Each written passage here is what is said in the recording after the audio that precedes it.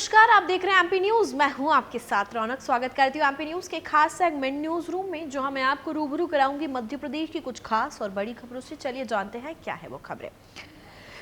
किसी की बेटी गई, किसी का बेटा, किसी का पति तो किसी की पत्नी, फिर भी मानवता का फर्ज नहीं भूले। बेलेश्वर महादेव मंदिर की बावड़ी के हादसे में अपनों को खोने का दुख तो जीवन भर नहीं बुलाया जा सकेगा, लेकिन दुनिया से जाने वालों की आंखें किसी जरूरतमंद की दुनिया में उजाला भर दे, इससे बड़ी बात और क्या होगी। वे तो नहीं दिखाई देंगे, लेकिन उनकी आंखों से जरूरतमंद लोग जरूर देख पाएंगे। अंगदान कराने वाली संस्था के प्रतिनिधियों ने याद दिलाया तो डबडबाई आंखों और डूबते मन के बीच मानवता फिर जागृत हो गई। मत लोगों के स्वजनों ने उनकी आंखें और त्वचा दान करने की सहमति दे दी है। बढ़ते हैं अगली खबर की ओर। पटेल नगर में मंदिर की बावड़ी में हुए हादसे के दौरान एक युवक अपनी मां और दादी को बचाने के लिए बावड़ी में कूद गया। युवक मयंक पटेल के मुताबिक, जैसे ही मुझे बावड़ी के हादसे की सूचना मिली, मैं नवलखा लोहा मंडी स्थित अपने ऑफिस के घटना स्थल पर पहुंचा। बावड़ी में मेरी मम्मी ज्योति पटेल व दादी रतनबेन गिर गई थी। पुलिस मौके पर आ चुकी थी। मैंने उनकी अनुमति ली और बताया कि मुझे तैरना आता है। इसके बाद मैं बावड़ी में कूदा और अन्य 2-3 युवक भी लोगों को बचाने के लिए कूदे थे। बावड़ी में अंदर पहुंचकर मैंने कुछ लोगों को सीढ़ियों पर बैठा दिया। करीब 45 मिनट से 1 घंटे तक बावड़ी में रुका रहा। सफोकेशन होने लगा तो रस्सी पकड़कर बाहर आया। मेरी मम्मी ज्योति पटेल को सबसे पहले निकाल लिया गया था। बढ़ते हैं अगली खबर की ओर। बेल दशहरा मैदान में भारतीय सिंधु सभा के बैनर तले आज अमर बलिदानी हेमू कालानी का जन्म शताब्दी समारोह आयोजित किया जा रहा है। इस सम्मेलन में देश विदेश से बड़ी संख्या में लोग पहुंचे हैं। आयोजकों ने इस समागम में 1 लाख से ज्यादा लोगों के जुटने का दावा किया है।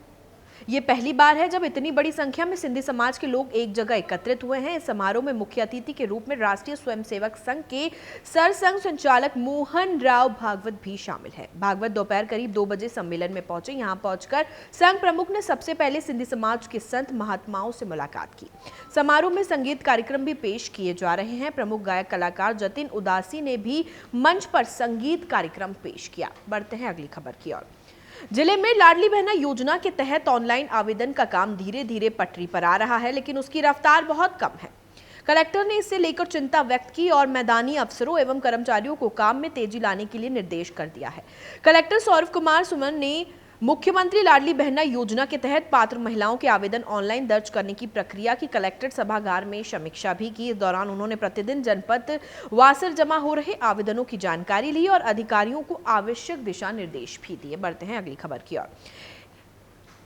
एक पश्चिमी विक्षोभ उत्तर भारत में सक्रिय है। उसके प्रभाव से अलग स्थानों पर 3 मौसम प्रणालियां बन गई है। वातावरण में नमी आने के कारण मध्य प्रदेश के अधिकतर शहरों में बादल बने हुए हैं। साथ ही पूर्वी मध्य प्रदेश के जिलों में कहीं कहीं वर्षा भी हो रही है। इसी क्रम में पिछले 24 घंटे के दौरान शुक्रवार सुबह 8:30 बजे तक मध्य प्रदेश के रीवा में 4.4, खजुराहो में 2.8, गुना में 1.6, नरसिंहपुर में 1.0, नौगांव में 0.8, जबलपुर में 0.6, ग्वालियर में 0.6 मिलीलीटर वर्षा हुई है। भोपाल, दमोह, दतिया, उज्जैन में बूंदाबांदी हुई। मौसम वैज्ञानिकों के मुताबिक शुक्रवार शनिवार को ग्वालियर, चंबल, सागर, रीवा, जबलपुर, शहडोल संभाग के जिलों में वर्षा हो सकती है। राजधानी भोपाल में बूंदाबांदी भी हो सकती है। फिलहाल इस सेगमेंट में इतना ही। आप बने रहिए एमपी न्यूज के साथ।